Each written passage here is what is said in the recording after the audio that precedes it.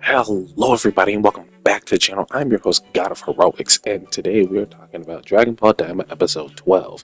If Goku fighting Tamagami 3 was a 100 out of 100, then Vegeta versus Tamagami 2 in this episode is definitely like a 99.8. It's like right up there to the point where I know I said that I had a second favorite episode, but like apparently I fucking lied because now this is my second favorite episode, and it's only my second favorite because it's a Vegeta episode. And again, I'm not really a huge fan of Vegeta. He and I definitely agree that big titties are nice, and that just is what it is. But all in all, I'm not really a Vegeta fan like that. But I can definitely say when Vegeta does some impressive stuff, I can appreciate the art, and I can appreciate Vegeta as a character, at least in those battles.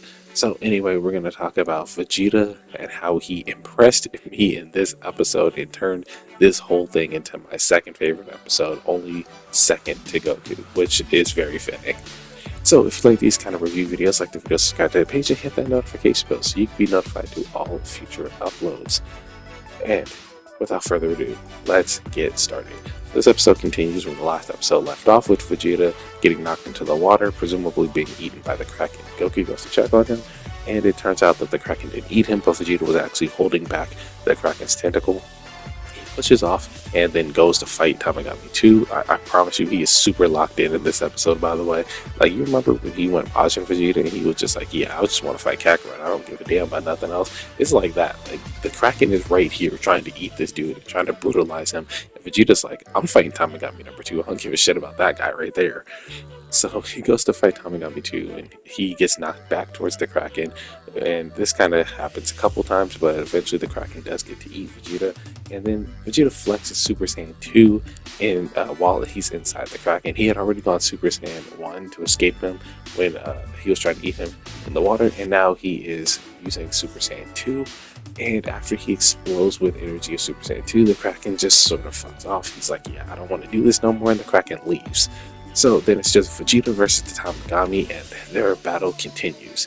Then we cut to seeing Majin Buu fight Tamagami number 1, and he's doing exceedingly well, as he was before. And then Buu just stops mid-fight and sits down, and I'm sitting here like, oh, this fat-ass motherfucker is hungry again. And Arinsu obviously didn't catch on to this, and she's like, yo, what are you doing? Go fight. And he tells him, I want chocolate. And then she's like, dude, you're in the middle of an important battle. Just finish the fight. And he starts throwing a tantrum, screaming, I want chocolate, I want chocolate, I want chocolate, like a little baby. And this is most definitely going to become prevalent in a future episode when he inevitably fights Vegeta. By the way, I think that's what this parallel is. I think Vegeta is going to end up fighting Majin Buu. And I think the whole seeing them fight the Tamagamis at the same time might be a parallel to that. I don't know. It's very well possible. But that's just my thoughts. Anyway, so Majin Buu goes and gets more chocolate, and Majin Buu kind of just has to sit there and dodge the Tamagami's onslaught for a while.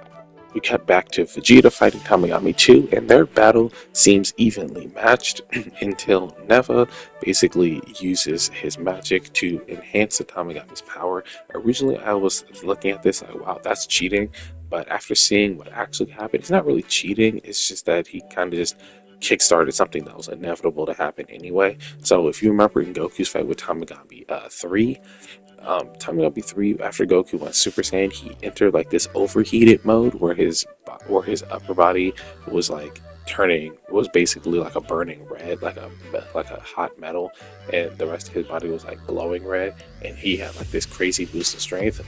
Neva basically initiates that in Tamagami number 2, and now he's like much stronger, and he's fighting Vegeta and going pretty crazy. He's actually beating the shit out of Vegeta. Like the one-sidedness that it was when the fight first started, it's just back. And I'm like, that's crazy, because Vegeta went Super Saiyan and then he was still kind of losing, and then he went Super Saiyan 2 to evenly match the playing field. And now that this Tamagami has overheated, he is losing again, which is definitely confirmation for me, like I was saying before, that the Tamagamis get stronger as you go through the world. So Tamagami 3 was, if we're assuming again that Goku and Vegeta are relative to each other in power, at least by this point, after Vegeta's training, which we will talk about later on, as you'll see, Vegeta really is like kind of on Goku's level. So, if they are equal in power, not necessarily technique, but let's say they're equal in power. Tamagami number 3 was evenly matched with Goku in base, more or less, and then Goku goes Super Saiyan, and he basically fully outclasses Tamagami number 3, and that's just Super Saiyan 1. Vegeta is fighting Tamagami number 2, who was dogging him in base form and was still pretty much beating him in Super Saiyan, and now that he's Super Saiyan 2, they were evenly matched, and now Tamagami 2, who is in his overheated mode, is absolutely dog-walking Vegeta yet again. So this tells me that Tamagami 2 is leagues higher than Tamagami 1 is. Tamagami 1 getting dogged by Super Saiyan, Tamagami 2 dogging Super Saiyan 2. Now, there's no telling, how well Goku would be faring against Tamagami 2. Maybe he can make Super Saiyan 2 be a little, work a little better against the overheated mode, but I don't think Super Saiyan 2 Goku would be able to defeat him easily. It's still going to be a hard fought battle. So we cut back to Majin Buu fighting Tamagami number 1, and he's dodging his onslaught attacks, and it comes to the attention of the Gendarmerie soldiers that there's actually someone fighting Tamagami 1, and they come out and see it. Now, with the battle going on, it starts shaking the castle, which kind of tells me like how close Tamagami 1 is to King Goma's castle. So they, pull up their little match TV or whatever, start watching the episode with us, and they see that Majin Buu is in combat with Tamagami 1, and they also see that Dr. Oritsu is over there with them, and Degetsu basically vouches for his sister, saying that it's possible she's just trying to obtain this Dragon Ball to keep the Earthlings from the outer world from getting the Tamagami's Dragon Ball, since they're on their search for getting the Dragon Balls. But I'm pretty sure both of them are still very skeptical about what's going on. Who throws the chocolate, and Majin Buu jumps up and catches it in his mouth, absolutely throating this long ass piece of chocolate in one gulp like Lana Rhodes, and then he's right back to full power. He turns around and hits Tamagami 1 with this really powerful mouth blast, and after getting hit by it, when the smoke pretty much clears it, we see Tamagami 1 is in his overheated mode, taking the fight very seriously. A lot of craziness ensues in their battle, and basically Buu becomes the victor of their fight. But that is not all, because if you remember from Goku's battle, there is a final test that has to be done, and the final test is math. Very advanced math, very common math, very advanced math. He basically pulls up a shit ton of numbers that flash fast as hell, and he says, add up all these numbers and give me the answer. Ku actually is the MVP here because he is apparently able to do this math really fast in his head, and he whispers the answer, and Ku actually twitches Du's ear twitches, so showing that he heard what Ku said, and then he gives the answer, and the Tamagami gives him the Dragon Ball as a reward. Unfortunately, Dr. Orinsu doesn't know that Ku is the one that came up with the answer, and when Ku is like, yeah, we won, she's like, you didn't do anything. But I find it very impressive because Oritsu said that she's not even able to do that kind of high-level math on the fly, and so the fact that Ku is able to do it just shows that, he has some pretty high intellect. So now the final cut, we go back to Vegeta's fight with Tamagami number 2, and they are fighting underwater pretty freely. And Tamagami 2 is, like I said before, just absolutely washing Vegeta. So he knocks him down to the ground, knocks him out of Super Saiyan 2, and Vegeta's just laying there, knocked out for a while. And I'm like, damn, Vegeta, you really gonna let it be like that? And then he clenches his fist, starts flexing again. He hits Super Saiyan, then Super Saiyan 2, and then he's like, nah, I need more power. And I'm like, yo, is he finally gonna fucking do it? And Vegeta flexes, blasting the water away from him, kind of similar to Broly when he was underwater, and like the energy just destroyed all the water around him. And then we see it, the full transformation. Vegeta transforms into Super Saiyan 3, shocking everybody, myself included. I'm pretty sure all the viewers were shocked as well. And this was interesting to me because I've been saying for the longest that I believe Vegeta can use Super Saiyan 3, at least from Super onwards. I've been saying it. I've been saying I believe he can use Super Saiyan 3. I think he just chooses not to use it because of the negative side effects that it has on their body. Even though Vegeta is more ki based in his fighting style than Goku is, I think that the drain that it has on ki would actually be a detriment to Vegeta, and I'm pretty sure Vegeta knows this as well. So I've been saying for the longest that Vegeta just chooses not to use Super Saiyan 3 And I'm just glad that this is basic confirmation that he can use it, but he just chooses not to going forward in Dragon Ball Super because of that drain. So anyway, we see Super Saiyan 3 in all of his glory. Goku's confused. He's like, "Well, I didn't know Vegeta could do that." And Bulma's like, "Yeah, he's been doing a lot of solo training and he kind of just figured it out." And I like this too because in Vegeta fashion, he figures out everything on his own. While Goku has a lot of teachers and he does a lot of rigmarole to basically figure things out, Vegeta does it through pure determination and training. So it's while Goku learned Super Saiyan 3 while doing basically endless training in Otherworld with no physical body, Vegeta figured out how to use Super Saiyan 3 while with his physical limitations. So I think, in my opinion at least, that Vegeta's Super Saiyan 3 is going to be more efficient than Goku's because Vegeta basically trained his body to be able to utilize that kind of power while Goku learned it with his spirit, but his body wasn't quite capable of catching up to it. Now, while it's possible that Goku Super Saiyan 3, at least in Dragon Ball Super, is able to keep up with the Super Saiyan 3 transformation, it currently isn't now. And I think that Vegeta having this head start is going to make Super Saiyan 3 a better form for him than it is for Goku. So, the battle continues with Vegeta in Super Saiyan 3 versus Tamagami number 2 in his overheated form, and they are going at it. And Vegeta is just taking this battle. He is taking this battle. He's whooping his ass. He's not letting up at all on his onslaught. And then Vegeta does an interesting thing. He actually ends this fight almost exactly the same as Goku ended his fight with Tamagami 3, which is pretty cool and poetic to me because it's like while they try to be so different, they both end up being the same. Goku, having that onslaught of attacks and then using that strong ass Kamehameha, and then Tamagami 3 throws the Kamehameha in the air after being pressed back with it for so long, and then Goku comes in and slams him in the gut with a strong elbow. Now, Vegeta does this onslaught of attacks, knocks him back, uses a full-powered Gallic gun, which Tamagami 2 catches, but is inevitably pushed back, and then he throws it upwards to the sky to get rid of it, and Vegeta comes and slams him in the face with a huge, power punch. And Vegeta actually adds a little bit of sauce to this, while Goku backs up and is like, "Yeah, bro, you're cooked." Vegeta actually catches up to him. He, speed blitzes the knockback and then catches him with his hand on his back, and then Tamagami 2 is like, "Yeah, I give up," and then Vegeta drops him. And boy, I need both of these characters to have these moves in Sparking Zero because I'm hitting that shit on somebody online. I don't give a damn who it is. Oh my god, this shit is so cool.